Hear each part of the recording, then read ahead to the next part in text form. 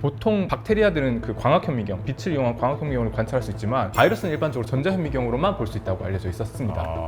바이러스는 그렇게 큰 애들이 없군요, 그러니까 한마디로. 없는 줄 알았는데요. 이 관념이 완전히 다 깨진 사건이 2003년에 어떤 바이러스가 발견됐습니다. 처음에 이거 바이러스일까 사람들이 상상을 못한 거예요. 아메바를 감염시키는 바이러스거든요. 근데 아메바를 감염시킨 바이러스인데 이게 광학현미경을 보일 정도니까 당연히 세균일 거라고 생각했어요. 그 얼마 전에 오로라 우리나라에서도 관측이 됐다고. 맞습니다. 이번에 오로라가 포착되었을 때는 하필이면 그 강력한 태양 플레어가 폭발한 방향이 지구 쪽을 향했어요. 2025년이 곧 급대기예요. 그래서 앞으로 태양 활동은 더 난폭해질 예정입니다. 인공위성 궤도를 흐트려 놓기도 해요. 전신주에도 영향을 줘요? 그러니까 인공위성까지는 뭐 그럴 수 있겠다 그것도 싶은데. 거꾸로인데요. 그건 가능할 것도 어떻게 인공위성에 영향을 주지? 저는 거꾸로까지. 아니죠. 잠깐만, 이거 우리 둘이 잠깐 뭐 해결 좀 하겠습니다.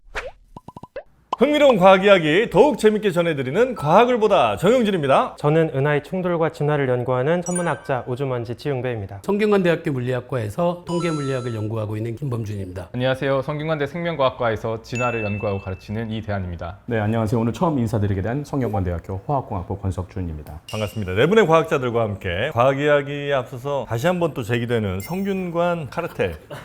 또 성균관대학교예요. 성균관대학교 아니고는 우리나라 과학자가 없습니까? 네, 성균관대학교 몇 년 됐죠? 600년 넘었습니다. 600년이 넘었죠. 네.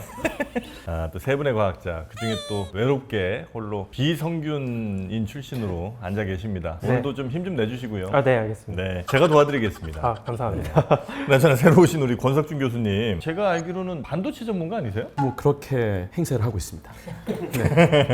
반도체가 화학공학과 매우 밀접한 관계가 있으니까 아마 그렇게 반도체를 또 전문적으로 많이 하시는 거죠? 기본적으로 화학공학에 여러 분야가 있습니다만 네. 그 중에 하나가 이제 반도체 공정이 있고요. 그 중에서도 반도체 화학 공정이라는 분야가 있습니다. 그렇죠. 반도체를 보통 많은 분들이 설계 쪽을 많이 생각하시는데 결국은 물리적으로 이것을 만드는 게 훨씬 중요해지는 시점이 오는데 그 중에 상당한 기술들을 이제 화학공학부에서 담당을 하고 있습니다. 네, 저는 그 반도체 하면 늘 궁금한 게 하나 있습니다. 예를 들어 제가 뭐 연산이라고 하는 게 3 곱하기 5가 15다 이러면 사과 3개가 5바구니 이렇게 있으면 몇 개일까 하면 하나 둘 셋 세 보면 이제 15개잖아요. 그렇게 해서 저는 3, 5, 15 연산을 하잖아요. 반도체는 이걸 어떻게 하는 거예요? 뭐 우리가 기본적으로 반도체라고 하는 것도 펀더멘탈 따지고 보면은 다 전자공학이고 전자공학에서는 전류의 신호를 가지고 우리가 계산이든 저장이든 해야 되잖아요. 그럼 기본적으로 전류가 흘러올 때는 1, 전류가 흐르지 않을 때는 0. 이진수로 이런 신호들을 다 표현하면은 전자회로에서 이런 정보들을 우리가 처리를 할 수 있게 되는 거죠. 그러니까 지금 3 곱하기 5라고 하셨을 때도 네네. 3하고 5를 컴퓨터가 바로 인식을 못 합니다. 이걸 다 이진수로 일단 바꿔 주셔야 되겠죠. 그리고 나서 이런 이진수로 된 시그널들을 더하기를 엄청나게 많이 하는 방식으로 곱하기가 되는 거죠. 기본적으로 비교를 하는 거예요. 두 신호가 들어오는데 두 신호가 얼마나 닮았나 이런 것들을 이제 비교를 하는데 예를 들어서 AND라는 게 있고요. AND라는 거는 한쪽도 1이고 이쪽도 1이어야지 1이 나온다라는 뜻입니다. 근데 한쪽이 1이고 한쪽이 0이면은 이제는 1이 안 나오고 다 0만 나오는 어떤 것들은 5라는 논리를 만들 수도 있습니다. 이거는 한쪽만 1이면은 일단 그 결과를 1로 보겠다는 뜻이에요. 근데 여기다가 낫을 붙일 수도 있어요. 그러면 NAND 플래시 들어보셨죠? 낸드. 그 NAND예요. NAND라는 게이트도 있고요. 또 OR에다가 낫을 붙이면 NOR라는 게이트도 있어요. 그래서 이런 것들을 하나씩 하면 별로 재미가 없는데 이런 것들을 연결 마치 레고 블록 하는 것처럼 연결을 엄청나게 많이 하면 굉장히 복잡한 계산들을 수행할 수 있는 일종의 엔진을 만들 수 있게 됩니다. 그게 이제 인텔에서 만든 그런 프로세서라고 하는 뭐 이런 건가요? 그런 것들의 이제 기본적인 단위를 저희가 트랜지스터라고 합니다. 근데 이 트랜지스터가 1946년, 47년에 나왔을 때는 굉장히 컸어요. 일반적인 라디오만 했어요. 네. 그런데 이제 그 트랜지스터가 예를 들어서 한 개가 아니고 여러 개면 어떨까? 그러면 동시에 더 많은 계산할 수 있지 않을까? 혹은 더 빨리 할 수 있지 않을까? 트랜지스터를 여러 개 모아놓은 게 그럼 우리가 알고 있는 반도체 이런 거예요? 원리상으로 그렇고 여러 개만 모을 게 아니고 심지어는 이 손톱만한 면적에 수억 개씩 집적을 할 수도 있습니다. 요즘엔. 세밀한 공정으로. 엄청나게. 그래서 사실 눈에는 잘 보이지 않아요. 눈에는 그냥 보통 다 반짝반짝하잖아요. 그 반짝반짝한 이유가 회로를 새겼을 때 그 회로의 물리적인 크기가 우리가 보고 있는 그 가시광대역의 파장하고 비슷한 영역을 가지고 있어서 그런 겁니다. 그런데 회로를 우리가 자세히 보려고 그러면 일반적인 눈으로는 보이지 않고 전자현미경으로 조금 더 자세하게 관측해야 되는데 볼 때마다 느끼는 거지만 이거는 외계인의 기술 같아요. 정말로. 반도체가. 정말 이게 사람이 만들었을까? 이거 정말 우리가 만든 게 맞아? 이런 느낌이 들 때가 간혹 있습니다. 반대로 얘기하면 100년 전쯤에 살았던 아인슈타인이나 뭐 플랑크나 뭐 이런 사람들이 와서 지금 이제 100년 후에 후손들이 만든 이런 칩들을 만약에 보여줬어요. 그럼 이 사람들은 우리는 전혀 다른 인류라고 생각할지도 모르겠다는 생각을 했습니다. 그 정도로 인류의 역사를 어떻게 보면 굉장히 압축적으로 발전시킨 것이 반도체가 아닌가라고 생각합니다. 그런 거는 단순하게 어떤 물리적인 이것뿐만이 아니라 화학공학적인 이런 게 필요한 그렇습니다. 거죠. 그렇습니다. 네. 예를 들어서 우리가 얼마든지 그런 개념들을 만들 수 있는데 네. 이것을 실제로 만들어내는 건 전혀 다른 이야기입니다. 아, 화학공학과 대단합니다. 뭐 감사합니다만 화학공학만으로 반도체가 되는 것은 아닙니다. 네. 어쨌든 감사합니다. 많이 수험생들이 지원해 주시기 바랍니다. 인기가 조금 떨어졌어요? 아닙니다. 그렇진 않습니다. 아, 그건 아니죠? 주마 이제 가편입니다. 주마가편. 아, 달리는 말에 네. 채찍기를 더해야죠. 네, 그렇습니다. 좋습니다. 자, 우리 화학공학과 우리 권석준 교수님 오늘 이제 합류를 새로 해주셨고요. 그나저나 우리 김범준 교수님 목 상태가 조금 좋지 않다고 들었습니다. 예. 일부러 기침하실 필요는 없고요. 감기에 걸렸다가 거의 나았는데 아직 목이 제대로 돌아오지 않았는데요. 오늘은 아마 제가 말씀을 많이 안 드리고 주로 저는 빵 먹는데 집중하도록 하겠습니다. 아, 목 상태가 썩 좋지 않. 이렇게 목 상태가 좋지 않다, 감기에 걸린다. 이거 다 세균들의 역할 아니겠습니까? 바이러스, 세균. 그렇죠. 바이러스는 크기가 반도체 정밀도와 비교할 때도 전혀 밀리지 않죠. 반도체랑 한번 비교해보면 어떨지 사실 좀 궁금하긴 하네요. 바이러스가 대충 크기가 얼마나죠? 나노미터 단위입니다. 나노미터 단위다. 우리도 사실 처음 지구가 생겼을 때는 이렇게 큰 생명체가 막 있지는 않았을 거 아니에요. 우리만큼 되게 작은 애들이 많이 있었을 텐데 이제 걔네들이 점점 진화하면서 코끼리만한 애도 생기고 사람만한 애도 생기고 뭐 공룡만한 애도 생겼을 거 아닙니까? 바이러스도 근데 뭐 예를 들어 한 주먹만한 바이러스나 뭐 이 빵만한 바이러스 정도는 생길 수도 있잖아요. 얘네들 이렇게 진화는 안 됩니까? 그러니까 일단은 보통 우리가 뭐 코끼리나 고래나 큰 생물들이 세포 자체가 엄청 크다기보다는 세포의 숫자가 많습니다. 이 세포의 크기가 커지면 예를 들면 직경이 2배로 늘어나면요, 표면적은 4배로 늘어나는데 부피는 8배로 늘어납니다. 부피에 따라서 세포에 필요한 에너지나 물질이 정해지는데요, 물질들이 왔다 갔다 할 수 있는 것은 표면적밖에 없는 거죠. 그러면 부피 대 표면적의 비율이 점점 차이가 커지면서 결국은 이제 세포 자체가 너무 커지면 필요한 에너지나 물질에 비해서 이 표면적이 너무 작아서 감당하지 못해서 그게 물리적인 제한 요인이 된다라고 이제 보통 얘기를 합니다. 그러니까 바이러스가 생명체 세포에 흡착하려면 아무래도 크기 한계가 있겠네요. 작으면 작을수록 상대적인 표면적이 늘어나니까. 근데 이제 박테리아 같은 경우는 그런데 바이러스는 조금 예외적인 게 바이러스는 세포가 아니거든요. 그러니까 바이러스는 사실은 단백질 껍데기 혹은 뭐 기름칠 돼 있는 경우도 있긴 하지만 껍데기 속에 DNA나 RNA가 들어가서 감염에 최적화가 돼 있는 구조라서 사실은 훨씬 세포에 비해서 세포는 스스로 생존해야 되지만 바이러스는 모든 그 생존 기구들을 박테리아나 뭐 다른 동물이나 식물에 의존하기 때문에 굉장히 컴팩트하게 사이즈를 가져갈 수 있어서 보통 박테리아들은 그 광학현미경, 빛을 이용한 광학현미경으로 관찰할 수 있지만 바이러스는 일반적으로 전자현미경으로만 볼 수 있다고 알려져 있었습니다. 아, 바이러스는 그렇게 큰 애들이 없군요. 그러니까 한마디로. 없는 줄 알았는데요, 아마 생물학자들도 대부분 아직 없다고 생각하실 거예요. 미생물학 하시는 분들은 조금 잘 알 수도 있을 것 같은데 이 관념이 완전히 다 깨진 사건이 2003년에 어떤 바이러스가 발견됐습니다. 그 바이러스가 큰 바이러스라고 해서 자이언트 바이러스라고 부르거든요. 그걸 줄여서 자이러스라고 부릅니다. 엄청 큰 자이러스가 발견되는데 이게 2003년에 이 사이언스지에 최초로 보고됐는데요, 그 바이러스 이름이 미미 바이러스입니다. 근데 얼마나 커요? HIV 바이러스가 한 100나노 정도 되면 미미 바이러스는 400나노 정도 됩니다. 크기가 그러면 네. 엄청난 거네요. 4배나 크니까요, 얘가 광학현미경으로도 보여요. 근데 이 미미 바이러스를 어떻게 발견하게 됐냐면 처음에 얘가 바이러스일까 사람들이 상상을 못한 거예요.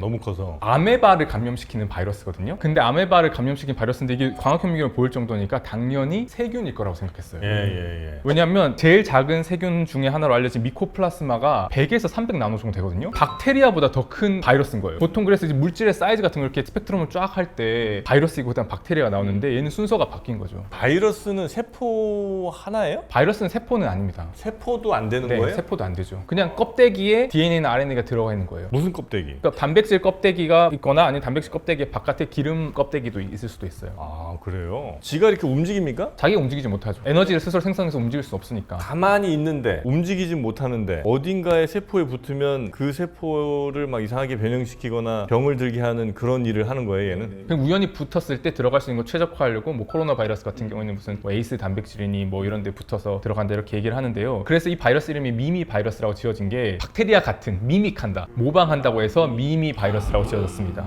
얘는 생식은 안 하죠? 생식이라고 하는 거는 바이러스가 아메바를 감염시키면 그 아메바에 있는 단백질들을 이용해서 자기 DNA, RNA도 복제를 하고 자기 껍데기도 만드는 거죠. 아, 그러면 어딘가에 들어가서 어느 세포인가에 딱 붙어갖고 자기 거를 복제하는 거예요? 세포 분열하듯이? 세포 분열을 한다기보다는 이제 조립하는 거에 가깝습니다. 코로나가 우리를 감염하면 감염한 세포 안에서 자기 RNA 만들고 단백질 만들고 이렇게 하는 거죠. 얘는 그럼 생명체예요? 바이러스가 항상 이렇게 수험생들한테 많이 나오는 게 이게 생물과 무생물의 경계에 있는 존재다라고 얘기를 많이 합니다. 박테리아는 당연히 생명체고. 박테리아는 생명체죠. 근데 바이러스는 생명체랑 아닌 거의 중간쯤 되는 것 같다. 경계에 있다. 그래서 사실은 바이러스가 어떻게 생겨난지 잘 몰라요, 아직도. 아, 처음 바이러스가 어떻게 생겼는지. 왜냐하면 이게 기본적으로 네. 기생을 하는 거잖아요. 살아있는 세포에. 그러면 숙주가 있어야지 사실은 기생을 하는 거잖아요. 그러면 바이러스는 어떻게 생겼지? 라고 했을 때 여러 가지 가설들이 있습니다. 한 가지 가설은 원래는 박테리아 중에서도 감염하는, 기생하는 박테리아들이 있거든요. 세포 안에 들어가서 감염하는 물바키아 같은 그런 박테리아들이 있는데 원래는 세균이었다가 얘가 점점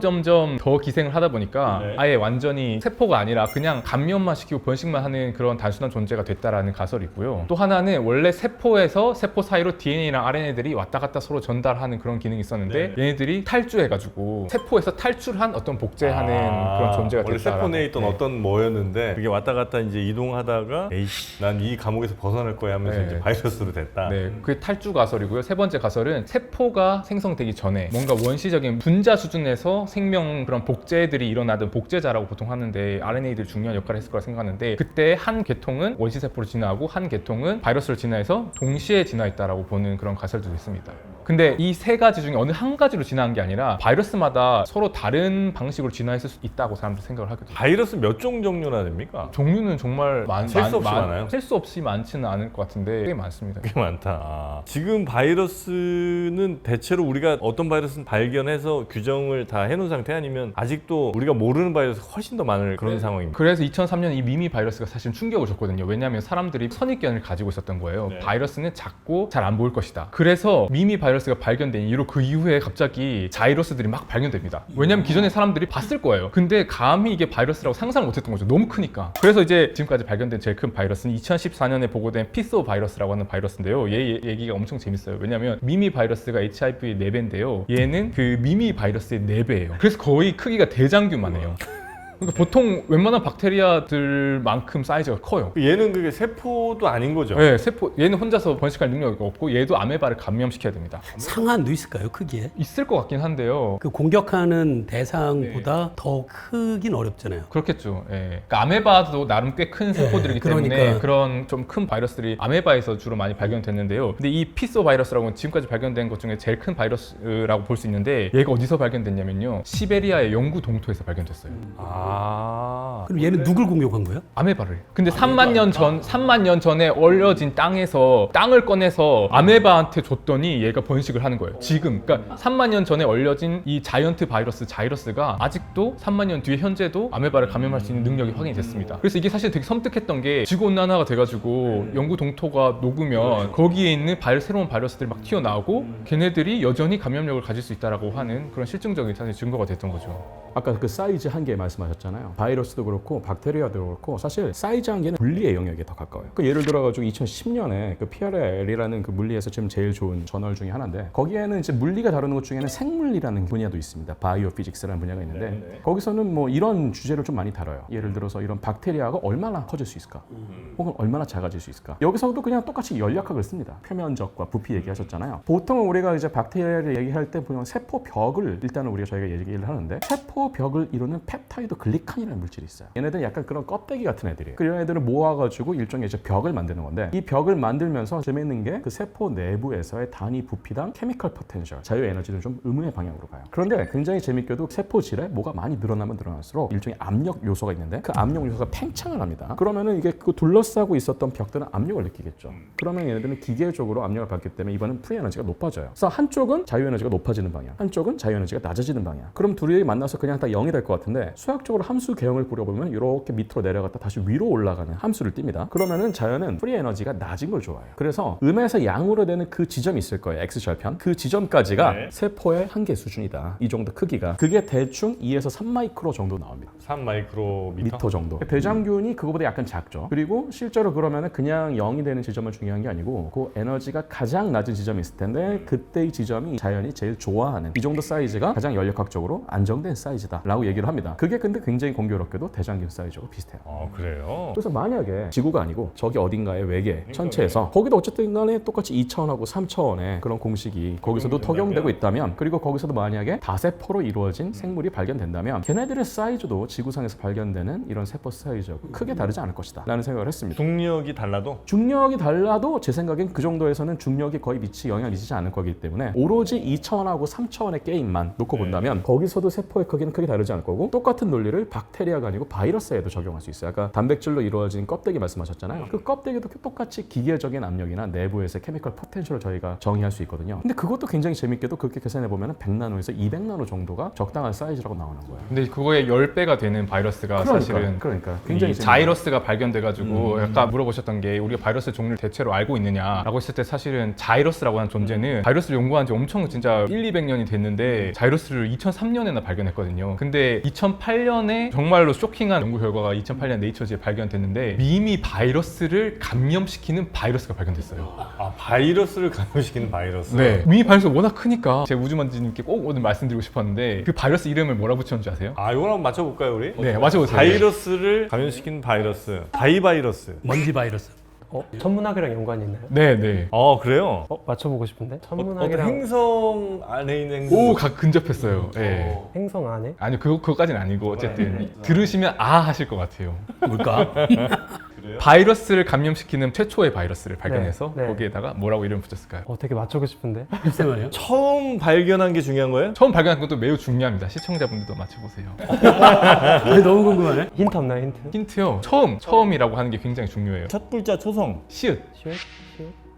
몇 글자예요? 그거 알면 다 알 것 같아요. 아, 궁금하네. 몇 글자인지 좀 알려줘요. 5글자. 5글자? 자, 우주먼지 뭐 합니까? 아셔야 되는데. 그러게 시옷으로 시작한 5글자. 시읒 글자고 5글자고 처음. 영어일 텐데 당연히. 영어가 아닙니다. 그게 또 아주 결정적인 힌트예요. 와, 이건 진짜 한 2분 안에 답 나와야 됩니다, 진짜 과학자분들. 이거는 들으시면 이제 여기까지 말씀드렸는데 영어로는 fellow traveler라는 뜻입니다. 이 정도면 맞춰야 된다. 진짜 맞아야 되는 우리나라 말도 아니죠? 아니에요. 손님으로 시작하나요 혹시? 손님이다, 손님 같다. 우리나라 말 아니래잖아요. 영어도 아니에요. 정답 공개할까요? 이제 잠깐만, 나 너무 자주 나가는데. 첫 글자만 알려줘봐요. 스. 와, 5글자 이렇게 우리 무식할 수도 있습니까? 천문학과 관계되고 스. 네, 오늘 흑역사 하나 만든 것 같은데요 지금. 네. 두 번째 글자 공개 갑니다. 푸. 스푸트니크. 맞아요? 네. 그렇게 생겼구나. 모양이라기보다 처음이라서 그런 거예요? 처음도 있고요. 스푸트니크라고 한 뜻이 사실 위성이라는 뜻이잖아요. 네네네, 맞아요. 그러니까 위성을 생각해 보면 아메바가 태양이에요. 그러면 지구가 미미 바이러스죠. 스푸트니크가 미미 바이러스를 감염해서 다니는 그런 의미도 있고 최초라는 뜻의 또 그 상징성도 있으니까. 어떻게 그걸 모르세요? 아니, 어떻게 된 거예요, 우주먼지님? 저는 우주 공학이 아니라 천문학이기 때문에. 근데 얘는 감염시킨다고 해서 자기한테 어떤 이점이 있어요? 아니 자기도 감염을 시켜야지만 번식을 할 수 있는 거예요. 그 아메바에 기생하는 바이러스에 기생해서 자기도 같이 아메바에 간다는 얘기인 거죠? 이미 바이러스 안에서. 근데 미미 바이러스는 이 스푸트니크의 유전 물질을 가져와서 단백질을 생성할 수는 없잖아요. 그렇죠. 예. 그러니까 거기에 네. 함께 탑승해서 그러니까 fellow traveler인 거죠. 같이 가는 거죠. 네. 그냥 무임승차인 거예요 그러면? 그렇죠. 걔는 거기에만 들어가요? 아니면 다른 애들한테도 들어가는데? 그건 잘 모르겠는데 아마도 지금까지 알려진 현재까지는? 거는 미미 바이러스를 감염시키는 그래서 그래요? 그러니까 이게 미생물의 세계를 보는 관점 자체를 전환시키는 그런 기념비적인 사건이라서 그러면 그 바이러스를 또 감염시키는 애가 있을 수도 있는 거잖아요. 그러니까 스케일이 점점 작아지니까요. 스푸트니크는 아까 그러셨잖아요. 어린이도 크기 한 그러니까 몇 번이나 재개가 될 수 있는지가 결정이 이게 됐다는 얘기인 거의 거죠. 최대일 것 같아요. 두 번까지가. 바이러스 안에 바이러스. 물론 그 바이러스도 아메바 같은 데로 가서 사는 애인데.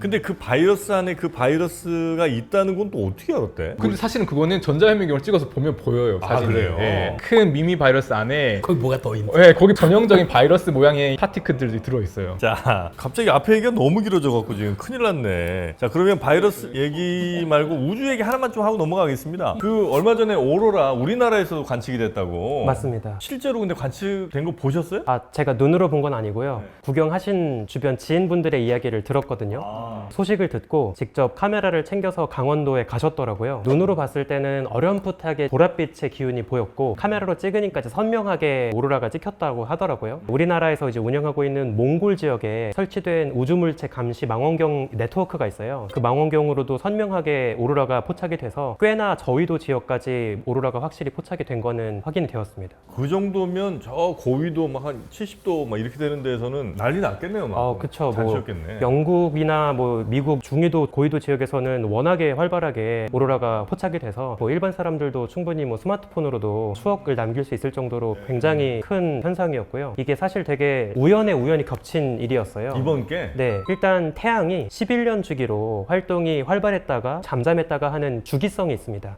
태양의 자기장이 계속 11년 주기로 남극 남극과 북극이 뒤집혀요. 태양이? 네, 맞습니다. 그럼 태양 안에 있는 뭐 핵 같은 게 위아래가 바뀐다는 얘기예요? 그런 거라고 추측하고 있어요.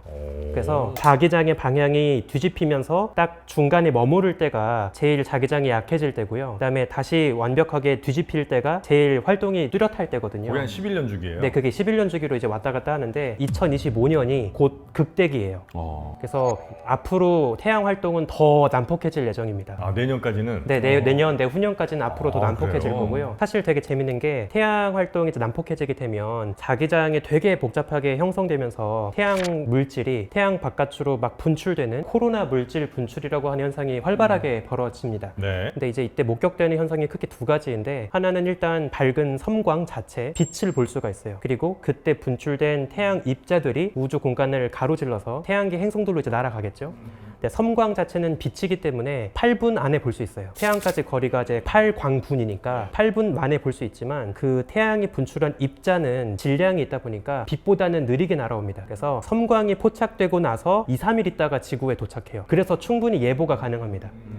네, 이번에 오로라가 포착되었을 때는 어떤 식으로 일이 벌어진 거냐면 하필이면 그 강력한 태양 플레어가 폭발한 방향이 지구 쪽을 향했어요. 태양 얼굴 쪽에서도 하필이면 지구 쪽을 향했습니다. 5월 첫째 주쯤에 이제 플레어가 연이어서 한 7번, 8번 터졌는데 그게 하필이면 지구 쪽을 향해 가지고 2, 3일 정도 있다가 지구에서 그런 오로라가 일어난 거고요. 그 다음 주에도 엄청 강한 플레어가 연이어 터졌는데 그때는 방향이 지구 쪽을 향하진 않았어요. 그때는 이제 지구에서 오로라를 보지는 못했던 거죠. 근데 앞으로 2년 정도 동안 계속 더 난폭해질 예정이기 때문에 아마도 계속 오로라를 볼 수 있는 기회는 기다려 볼 만할 것 같습니다. 아, 그래요? 하나 되게 재밌는 게 이 태양풍이 굉장히 심각해지면 지구에 깔려있는 전신주나 뭐 인공위성을 망가뜨리기도 하지만 인공위성 궤도를 흐트려 놓기도 해요. 아, 전신주에도 영향을 줘요? 네, 전기 인프라에도 굉장히 치명적인 영향을 끼칠 수도 아, 있습니다. 인공위성까지는 뭐 그럴 수 있겠다 또 싶은데. 거꾸로인데요. 그건 가능할 건데 어떻게 인공위성에 영향을 주지? 전기 신호가 왔다 갔다 하니까 그 강한 전자기파가 오거나 하면 당연히 영향을 줄 수는 있잖아요. 그것보다 인공위성에 영향을 주는 게 더 저는 거꾸로까지. 아니죠. 아, 잠깐만. 이거 우리 둘이 잠깐 뭐 해결 좀 하겠습니다. 네네. 아, 보세요. 우주에서 오잖아요. 그럼 이제 대기권에서 막아주겠죠, 당연히. 네. 이 안까지 오는 거는. 근데 이제 대기권 밖에 있는 인공위성들한테는 오, 영향을 당연히 주죠. 아, 김범준 교수님. 지금 목만 아프신 게 아닌 것 같은데, 지금.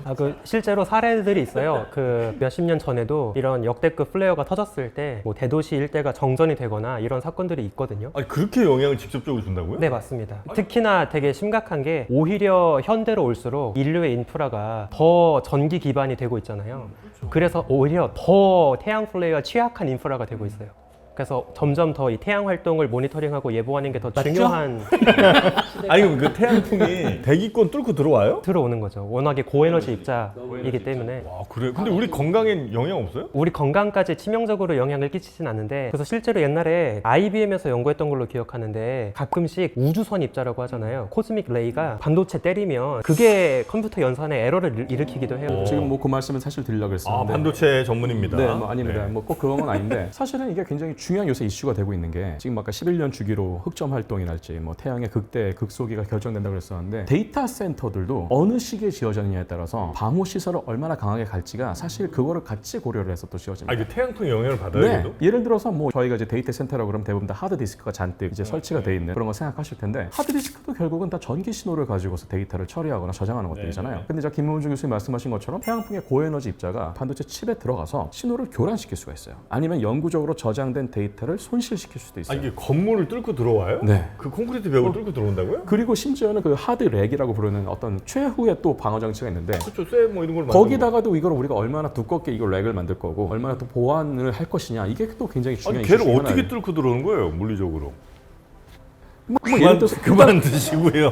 일단 이게 너무나 고에너지이기 때문에 벽을 뚫고 지나간다기보다는 일단 환풍기나 이런 통로로도 다 들어올 수가 있고요. 기본적으로 공기가 통한다. 완전히 밀폐가 되고 납으로 둘러싸고 원전처럼 만든다. 아. 이러면은 오케이입니다. 근데 이제 그렇게까지는 할 수 없잖아요. 아니, 데이터 센터라는 게. 태양풍이 영향을 준다는 게 직선으로 막 이것저것 뚫고 들어와서 빵 때려서 영향 준 게 아니고 지구로 들어와서 그 입자들이 여기저기 흩어지면서 전자기기들에 영향을 많이 미친다 이거죠? 기본적으로 일단은 대기에서도 반응을 하지만 네. 이게 지표 지표까지 들어온 애들도 충분히 많이 있을 거거든요. 네. 특히 아까 극대기 같은 그런 시점에서는 지표에 있는 데이터 센터나 전자기기들도 문제인데 사실 인공위성에 들어가고 있는 반도체에도 영향을 미친다는 게 좀 심각합니다. 아, 인공위성의 반도체. 거긴 좀 직접적으로 때리겠네. 그래서 인공위성에 들어가는 반도체는 성능도 성능인데 신뢰성 문제에서 조금 더 이런 우주에서 들어오는 각종 우주선 혹은 태양풍으로부터도 보호가 충분히 될 수 있게끔 방호를 해줘야 됩니다. 제일 좋은 게 뭔지 압니까? 어떤 겁니까? 선인장.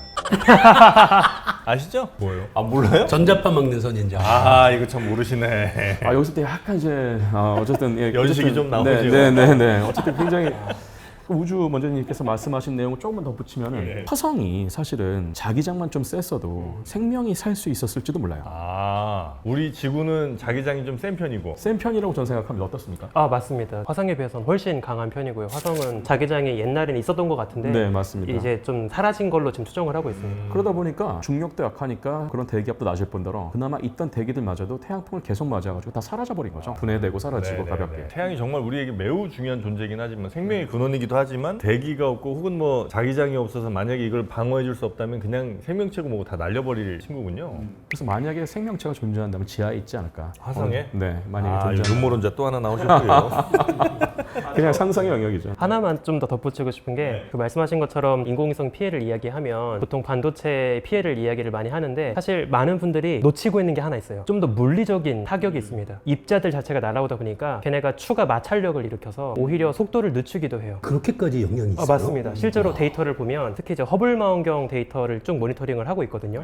태양 플레어가 터지기 전과 터졌을 때 이후의 마찰력 세기를 비교하면 2배 정도 늘어납니다. 속도가 느려지고 고도가 약간 낮아지는 거를 확인할 수가 있어요. 아니면 오히려 솔라셀처럼 오히려 더 멀리 갈 수도. 아 맞아. 그런 식으로 우리가 뭐 적극적으로 활용해 볼 수도 있겠죠. 근데 그 정도면 네네. 우주정거장 괜찮아요? 뭐 사고가 일어나거나 이렇게 방어 대책 같은 게 있나요? 아 실제로 이제 태양 플레어가 만약에 정말 심각할 경우에는 그런 피해들이 있을 수도 있고요. 선외 활동 같은 걸 일단 금지하는 그런 것도 가능하고 말씀하신 것처럼 우주 정거장도 한번 띄워놓고 그대로 그냥 내버려 두는 게 아니라 계속 조금씩 궤도가 내려오거든요. 그러면은 가끔씩 엔진을 분사해서 다시 올려주는 그 기관들이 있습니다. 그래서 그런 식으로 계속 유지 보수를 하는 거죠. 태양풍은 뭐가 오는 거예요? 뭐 전자기 입자들이 오는 건가요? 에너지를 많이 머금고 있는 양성자, 중성자, 그다음에 원자 핵들 이런 것들이 다 날아오는 그런 거죠. 친구들이 날라와서 네. 그리고 이제 그 친구들이 날라와서 지구의 북쪽과 남쪽에 자기장이 강한 곳 이쪽으로 이제 몰려오는 거. 네 맞습니다. 무엇과 반응하면 그 녹색 막 보라색 이렇게 막 컬러풀하게 되는 거예요? 아주 좋은 질문인데요. 녹색 보랏빛은 왜 만들어지냐면 지구 대기권의 산소 분자랑 고에너지 입자가 부딪히면서 산소 분자를 들뜨게 하는 거예요. 산소 분자에 이제 에너지를 더 가해서 걔네가 잠깐 에너지를 먹었다가 다시 줄어들 때 그때 이제 빛을 방출할 수가 있거든요. 그래서 더 높은 고도에 있는 산소 분자는 보랏빛을 보통 발산하고요. 조금 낮은 고도에 있는 산소 분자는 녹색빛을 띱니다. 그래서 고도 구분이 명확하다 보니까 보통 오로라 사진을 보면 보라색층이랑 녹색층이 보통 되게 명확하게 갈려져 있어요. 그럼 녹색이 많이 선명하게 나올수록 굉장히 태양풍 이 친구들이 많이 아, 그쵸. 아래 고도까지 예, 심각하게 들어와 있다. 태양풍에서 오는 여러 입자들이 기본적으로는 태양이 늘 조금씩은 방출하는 건데 그 플레어가 아주 강할 때는 훨씬 더 폭발적으로 많이 나오는 거죠? 아, 맞아요. 태양풍은 계속 나오고 있는 그게 거죠. 하필이면 지구를 향할 때 네네. 더. 반대로 그런 것도 가능할 것 같아요. 외계 만약에 행성을 저희가 찍을 수 있는데 거기서 아주 운 좋게 오로라를 찍었으면 그 행성의 대기 성분들도 어느 정도 추정할 수 있게 되겠네요. 너무 좋은 말씀이신 게요. 실제로 최근 들어서 외계 행성 관측할 때 그런 오로라로 의심되는 빛 같은 거를 관측하는 페이퍼들이 있어요. 그거를 통해서 간접적으로 우리가 외계 행성의 자기장의 유무를 판단한다거나 그걸로 간접적으로 외계 행성의 대기 성분을 파악한다거나 이런 페이퍼들도 나오고 있거든요. 굉장히 네, 흥미롭네요. 너무 좋은 아이디어입니다. 아, 그러면 그쪽에서 오로라가 만약에 발견되는 것 같이 보인다면 거기에는 산소들이 좀 있었을 가능성이 좀 높지 않나 이런 이제 생각을 할 수도 있는 거고요. 또 다른 종류의 네, 빛이 다른 빛일 수도 있고요. 네. 왜냐하면 저희가 어떤 기체마다 무슨 빛이 나올지는 저희가 다 알 수 있어요. 사실은 사람의 짐으로 보고 그 사람을 아는 것처럼 그 빛을 보고 무슨 기체인지 역추적하는 게 가능하다는 거죠. 그럼 예를 들어 거기에서 이렇게 부딪힌 어떤 작은 원자라고 해야 되나요? 그런 물질들이 우주의 활동 이런 걸로 해서 새롭게 생기는 원자들이나 분자들이 있는 거예요? 아니면 어떻게 부딪히건 어떻게 조합이 되건 결국은 지금까지 우리가 알고 있는 그 수많은 원자나 원소들 그거 중에 하나로 가는 겁니까? 제 생각에 새로운 물질을 만든다는 개념은 원자 핵을 새롭게 만들어야 하기 때문에 별 내부에서 벌어지는 핵융합 같이 원자 핵을 추가로 무겁게 만드는 그런 고에너지의 반응이 필요할 것 같고요. 그 바깥에서 일반적으로 벌어지는 변화 변화들은 그냥 일반적으로 전자가 떨어져 나가거나 다시 돌아오거나 하는 방식 수준의 에너지 변화일 것이기 때문에 새로운 물질이 막 변화되는 수준은 아닐 것 같아요. 그냥 물질의 형태나 아니 뭐 화학적 반응 이런 거 좀 바뀔 수는 있지만 네네. 기본적으로 부딪혔다고 새로운 막 원자가 우리가 몰랐던 원자가 생겨나거나 이런 일은 거의 없는 거군요. 그러기는 어려울 것 같습니다. 네. 그런 정도의 변화가 있으려면 항성 내에서 뭔가 어마어마한 압력, 어마어마한 에너지가 있어서 만들어지지 않는 한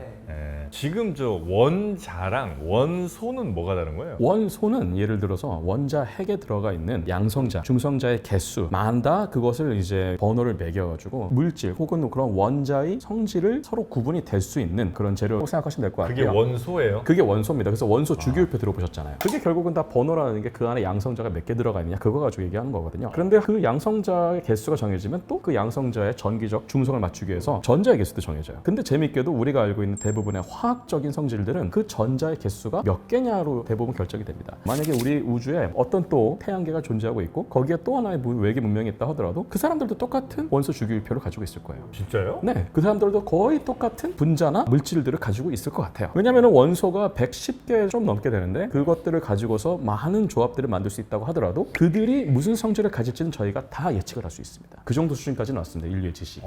그래요? 그러니까 우리가 못 보던 물질이 얼마든지 있을 얼마든지 수 있을 수 있으나 그건 이제 네. 기존의 원소들로 새로운 조합을 통해 만들어진 것이고 그렇습니다. 그걸 잘 분해해 보면 결국은 원소들은 레고 블락은 다 알고 있다. 아 그래요? 네네. 그래서 이거 관련해서 되게 재밌는 해프닝 아마 우주먼지님도 알고 계실 것 같은데 나사에서 한번 생물학 연구를 막 갑자기 무슨 기자회견 한다고 막 다 불러놓고서 발표를 한 적이 있어요. 지구에서 발견된 생명체에 대한 거였는데요. DNA에 인 대신 비소를 쓴다. 네네네. 근데 나중에 아니라고 밝혀졌거든요. 아니로 네, 그냥 끼어 들어가 있는 거지. 그러면 인이 없더라도 비소를 대신하는 외계 생명체가 있을 수 있다. 뭐 이런 논리를 펴려고. 사실 SF에서도 굉장히 오래된 상상력 중에 하나가 어차피 같은 사조개니까 탄소 말고 실리콘으로 이루어진 애들도 있을 수 있다. 물론 만들어지긴 어렵겠지만 근데 걔네들은 자동적으로 몸이 반도체일 거예요. 자체적인 컴퓨터가 돼 있고. 아 그렇습니까? 네네. 근데 반도체가 또 실리콘으로 모든 게 지금 반도체 깔때기가 되고 있는데 만들어서 꼭 그런 건 아니지만 인공적으로 혹시 만들어낸 원소나 원자 같은 건 없어요? 일단 주기율표를 채우고 있는 원소 대부분은 수소와 헬륨은 빅뱅 직후에 만들어졌고요. 수소와 헬륨을 제외한 나머지 대부분은 별 내부 혹은 별이 터질 때 초신성 폭발 같은 현상을 통해서 만들어지는데 말씀하신 것처럼 요즘에는 아주 짧은 순간이긴 하겠지만 인간들이 인위적으로 만드는 그 원자들도 있기는 할 거예요. 뭐 예를 들어서 가속기 굉장히 빨리 밟아야 되는 가속기가 있어요. 빛의 속도까지. 예를 들어서 이제 유럽에 가면은 선이라는 강입자 가속기가 있는데 뭐 그런 종류의 가속기에서 아주 무거운 핵들끼리 정면 충돌을 시킵니다. 그럼 산산조각이 나겠죠. 네. 근데 굉장히 재밌게도 산산조각만 나는 게 아니고 어떤 경우에는 원자들끼리 합쳐질 수도 있어요. 예를 들어서 40개의 양성자를 가지고 있는 애하고 70개의 양성자를 가지고 있는 애를 합치면 110은 되지 않겠지만 108, 뭐 105 이렇게 될 수도 있는 거예요. 네. 근데 그 중에서 조금 그리고 운이 좋아가지고 살아남을 수 있는 애들은 여기서 말씀드리는 살아남을 수 있는 애들은 반감기가 그래도 아주 짧지는 않는 겁니다. 만약에 이 반감기가 뭐 수 나노초 막 이렇게 되면은 사실 관측하기도 전에 사라진다는 얘기가 되는 거니까 거의 볼 수 없겠지만 수 마이크로초 이 정도 되면은 그래도 이제 실험 장치에는 대부분 다 걸립니다. 그러면 이런 게 어쨌든 존재할 수는 있구나. 그렇지만 우리가 쓸 수 있을 정도로 오래 존재하지는 못하겠구나. 양성자가 몇 개냐에 따라 원소는 그냥 결정되는 그렇습니다. 그래서 이런 게 있어요. 사실 원소 주기율표를 대부분 110번대까지는 잘 나와 있어요. 근데 이제 111번, 112번부터는 어떤 거는 있고 어떤 거는 없고 그래요. 그럼 이건 무슨 얘기냐면 과학자들마다 이거를 원소로 볼 것이냐 말 것이냐 이거에 대해서 아직은 다 합의가 안 된 애들이 좀 있다는 거예요. 저 끝부분에는. 그래서 이름은 붙여놨지만 이게 정말 원소가 맞냐 이렇게 겨우겨우 억지로 만들어서 1나노초도 존재하지 못하는 애들을 우리가 원소로 인정하는 게 맞냐 라는 부분 때문에 114번 정도부터는 좀 애매한 영역이 됩니다. 우라늄. 그런 애들은 110번보다 훨씬 작고 자연에서 관측이 되죠. 그래서 그런 애들은 이미 원소로 잘 이용이 되고 있고 우리가 원자력 발전소에서도 잘 쓰고 있죠. 90몇 번대 가니까 이름이 이상한 애들이 많은데 뭐 95번이면 아메리슘, 100번이 페르뮴 이건 다 뭡니까 얘네들은? 이러한 이제 실험을 해서 처음 이것을 발견한 사람이 자기의 이름을 붙이는 경우도 있고요. 혹은 자신의 출신 조국의 이름을 붙이는 경우도 있습니다. 예를 들어 99번 아인슈타인늄 이건 너무 좀 노골적인데. 네네. 이제 어떻게 보면 또 존경하는 학자들의 이름을 붙이는 경우도 있고요. 김범륨 뭐 이런 건 안 나오나요? 그건 한 200번 정도만 나오요. 이번 번쯤에 와 노벨륨도 있어요. 그러네요. 일본 이름도 붙은 거 있지 않나요? 자포늄이 있어요. 자포늄? 네, 그게 이제 몇 번이죠? 그것도 꽤 뒤죠. 예, 그것도 꽤 뒤입니다. 다 뉴스에서 110번대 봤던 것 같아요. 근데 이제 어느 시점부터는 이제 이렇게 약간 좀 가치 중립적인 이름을 붙이자라고 해서 이제 사람 이름이나 뭐 나라 이름 같은 거 붙이지 않고 이제 아예 그리스 이름이랄지 뭐 그런 걸 부르는 고유 명사로 부르자 그렇게 가는 경우가 있습니다. 그래도 그 전에 지어진 이름들은 못 건드리니까 영원히 박제가 된 거죠. 이렇게 만들어진 친구는 오랫동안 지속되는 게 매우 좀 어려운 일이라 뭐 일반적으로 우리 실생활에 쓰인다거나 이러기는 거의 불가능에 가깝거든요. 여기서 한 번만 네네네. 더 말씀드리면 외계 문명의 증거 중에 하나가 이렇게 좀 자연에서 잘 관측되지 않는 애들이 좀 비정상적일 정도로 많이 관찰되는 어떤 영역이 있다면 거기를 지적 문명의 간접적인 증거를 볼 수 있어요. 아, 이거 진짜 좋은 아이디어인 게요. 최근 천문학자들이 단순하게 생명체의 징후로 이야기하는 바이오 시그니처 말고 기술 문명의 징후라고 하는 테크노 시그니처라고 하죠. 그거를 뭐로 평가할 수 있을까 이런 고민도 많이 하고 있거든요. 이를테면 우라늄, 플루토늄 이런 인공적으로 만들어야만 높은 농도가 유지가 될 수 있는 성분이 어떤 외계 행성의 대기 성분에서 많이 검출이 됐다고 생각을 해보는 거예요. 그러면 약간 SF적인 상상력이지만 혹시 저 외계 문명에서 핵전쟁이라도 벌어진 거 아니야? 아니면은 뭐 열심히 핵융합이라도 하고 있는 거 아니야? 뭐 이런 되게 재밌는 상상을 해볼 수가 있다는 거죠. 그거는 우리 상식으로는 도저히 일반적인 자연 현상으로는 높은 농도로 유지가 될 수 없는 성분이기 때문에 그런 성분이 만약에 높은 농도로 검출된 행성이 있다? 그건 진짜 꽤 놀라운 발견일 수 있을 것 같아요. 그럴 것 같습니다. 네. 그러면 우리 생명을 이루는 여러 원자들도 역시 마찬가지로 다 비슷비슷한 지금 우리가 알고 있는 그런 것들이고 다른 생명체가 설령 못 봤던 외계 생명체 있다 하더라도 아마 우리가 알고 있는 그런 원자들로 다 이루어졌을 가능성이 매우 그렇죠. 높겠군요. 물론 그게 뭐 꼭 DNA나 RNA가 될 필요는 없는데 그들을 구성하는 뭔가 기본 유닛이 있다면 그 유닛을 구성하는 물질들은 대부분 우리한테 익숙한 것들일 가능성이 전 높다고 생각합니다. 그래서 인간을 이루는 원소, 저 같은 사람은 어떤 종류의 원소로 이루어졌습니까? 60종류 정도의 원소가 검출된 60 종류? 꽤 많이 검출돼요. 근데 이 중에서 상당수는 트레이스 엘리먼트라고 해서 거의 그러니까 통계적으로 유의미한 수준에 계속해서 반복되는 정도 아니 어쩌다가 들어간 뭐 그런 정도의 네네네. 원소들이 굉장히 많고요. 네. 우리가 보통 기능이 알려진 그래서 필수 원소라고 부를 수 있는 애들이 20가지가 넘습니다. 근데 그 20가지 중에서도 6종류가 전체 중량의 98.5%를 차지해요. 6종류가? 네. 근데 뭐? 그 중에서도 산소가 압도적이에요. 몸에? 산소가 60%가 넘어요. 중량으로 따지면. 왜냐면 물 생각해보시면 물이 우리가 뭐 70% 이렇게 하는데 그러네. 물이 H2O잖아요. 근데 아. HO가 8배니까 일단 기본적으로 수소보다 산소가 물에만 하더라도 4배 중량이니까. 그렇겠네. 산소가 우리 몸에 그냥 무게로 단순하게 따져보면 네네. 한 60% 되고 네네. 산소 다음이 탄소가 한 20%가 넘고요. 탄소. 그 다음에 수소가 한 10% 정도 됩니다. 그 다음에 단백질에 들어가는 또 질소, 그다음 우리 뼈 같은 데 있는 칼슘, DNA, RNA 중요한 인 이런 애들이 네네네. 조금씩 합쳐져가지고 인이 한 1% 정도 되고요. 나머지는 의미 없는. 그 밑에도 꽤 의미가 있는 중요한 예를 들면 우리 빈혈 걸리면 딱 떠오르는 게 철분제잖아요. 네네네. 그러니까 철도 중요하고요. 구리 같은 애들도 중요한 거. 그 다음에 신경계에서는 우리 소금 먹어야 되잖아요. 네. 예. 나트륨. 소디움, 포타슘 뭐 이런 애들도 중요해서 중량을 따지면 적지만 굉장히 필수적인 애들 합치면 거의 20개 이상의 이런 제가 오늘 책에서 읽다가 네. 스폰취라는 단어를 기억했어요. 스펀치? 비금속 원소 중에 생명체가 많이 갖고 있는 걸 그 책에서 스펀취라고 외우라고. 스펀치. 그 황, 황, S, S. 인, 오. N. 일타 강사님이 이렇게 알려주시니까 암기법 아닌가요? 스폰지 이렇게 하고 S 머리 이렇게 막 저 그렇게 쓰는 거. 외웠어요. 근데 황도 맞나요? 황도 많죠. 단백질에 들어가 있는 중요한 시스테인이라고 하는 아미노산에 들어가 있어가지고 그 우리 파마할 때 가지고 그래서 황 가격이 냄새 여러 나잖아요. 가지죠. 네. 여기는 금속이 없네. 진짜. 좀 많아지면 이제 말짱황이 되는 거죠. 스펀취에는 금속은 없네요. 그렇죠. 아하, 교수님 지금 좀 했잖아요, 뭐 하나. 말짱황 됐어요 지금. 이게 되게 재밌는 게 그래서 옛날에 지구에서 외계인들한테 메시지 보낸다고 이상한 시도를 많이 했었거든요. 그 중에 RS15 메시지라고 있어요. 엄청 커다란 RS15 전파망 환경으로 바이너리 코드로 메시지를 보낸 게 있는데 거기에다가 썼던 메시지 중에 하나가 6가지 CHONSP 이 원자 번호를 하나씩 이제 보냈어요. 우리 인간들이 어떤 성분으로 이루어져 있는지에 대한 정보를 이제 보내기 위해서 이것도 포함이 되어 있습니다. 그래요. 네. 아, 근데 진짜 만약에 외계에서도 뭐 누군가가 혹시 이걸 받아봤다면 그리고 그들도 어느 정도 지능이 꽤 발달한 생명체라면 그걸 보고 저 생명체들은 뭐라는 걸 알 수도 잘함 있겠네요. 사실 이게 굉장히 SF에 또 많은 영감을 주기도 하는데 뭐 마션의 작가로 유명한 앤디 위어라는 사람 있잖아요. 네. 이 사람이 이제 지은 책 중에 프로젝트 헤일 메리라는 SF가 있는데 여기서 또 약간 스포가 될 수 있으니 듣지 않기를 원하시는 분들은 잠깐 뮤트로 하셔도 좋습니다. 그 책이에요? 네, 소설입니다. 과학 소설인데요. 지구에서 파견된 우주인이 또 다른 외계 문명에서 파견된 외계인하고 조우를 해요. 제3의 장소에서? 네, 어디선가에서 조우를 하는데 조우를 할 때 서로 일단은 커뮤니케이션을 해야 될 거 아니에요.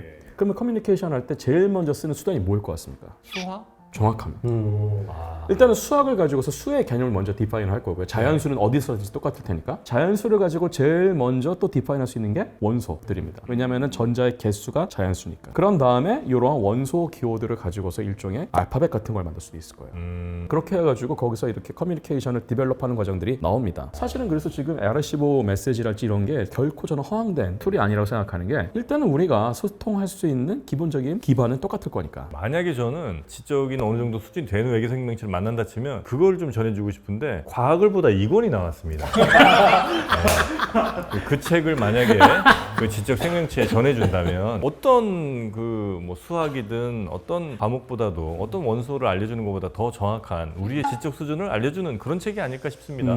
굉장한 꺾기였습니다. 네, 과학을 보다 시즌2 2권이 여러분 나왔습니다. 여러분도 지금 이런 재밌는 과학 이야기를 더욱 많이 즐기고 싶다면 우주먼지 그런 거 어떻게 생각하세요? 우리를 이루고 있는 이런 다양한 정보를 우리가 좀 일방적으로 보내주고 있잖아요. 네, 맞아요. 뭐야 지금? 이게 뭔데? 아니 내 지금 과학을 보다 2권 얘기하는데 아 죄송합니다. 이게 너무 평상시부터 궁금했던 거라서. 너무 재밌는 질문이라고 생각하는 네. 게 사실 실제로 인류가 이렇게 메시지를 보내는 거가 우리보다 그 메시지를 받고 만약에 누군가 찾아온다면 분명히 우리보다 더 발전된 문명일 수 있을 거고 그거 자체가 되게 위험할 수도 있지 않겠냐 이런 염려를 하는 뭐 철학자나 천문학자들도 있어요. 네. 그래서 차라리 그냥 메시지를 안 보내는 게 더 인류에게 안전하고 좋지 않겠냐 이런 이야기를 하시는 분들도 있는데 탈세건의 입장을 조금 빌려오자면 그런 생각이 좀 들기도 해요. 만약에 성간 여행이 가능하고 외계 문명을 방문할 수 있을 정도로 진보한 문명이 있다면 그들은 호전적이라기보다는 평화로울 거라고 생각을 할 수 있다는 거예요. 왜냐하면 호전적인 문명은 진작에 자기들끼리 전쟁을 하든지 멸망을 했을 건데 오히려 평화주의자인 문명이라면 더 오랫동안 문명을 번영할 수 있고 버틸 수 있었을 거다라고 칼세건은 기대를 했어요. 사실 그거를 바탕으로 만든 소설이 삼체잖아요. 맞아요. 삼체. 예, 최근에 이제 이슈가 되고 있는 넷플릭스에서도 드라마화 됐고요. 네. 맞습니다. 그러나 진짜 중요한 건 역시 과학을 보다 2권. 2권이었다는 얘기입니다. 네, 주변에 많이 홍보하고 다니겠습니다.